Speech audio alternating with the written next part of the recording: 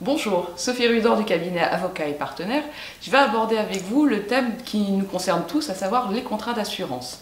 Vous savez que pour être assuré et garanti, eh bien vous devez répondre exactement, le texte prévoit que vous devez répondre exactement aux questions qui vous sont posées lors de la souscription d'un contrat d'assurance pour permettre à votre compagnie d'assurance de mesurer l'ampleur du risque qu'il doit garantir. Car si vous ne le faites pas, en cas de sinistre, votre assureur pourra vous refuser la garantie en indiquant que vous avez commis une fausse déclaration intentionnelle ou une réticence.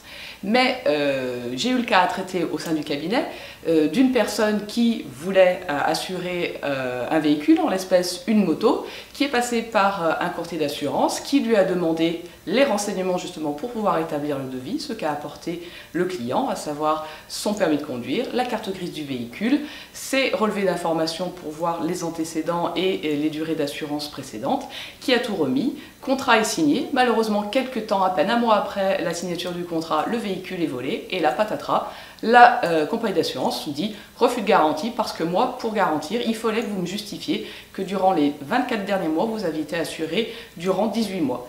Et refus de garantie. Donc on va au procès et là, les juges, comme la sanction est très stricte, eh bien les juges l'appliquent strictement, c'est-à-dire que le texte nous dit que vous devez répondre exactement aux questions qui ont été posées lors de la souscription. Or là, dans ce cas, il n'y avait aucun questionnaire qui avait été rempli, ni courrier de la part du client.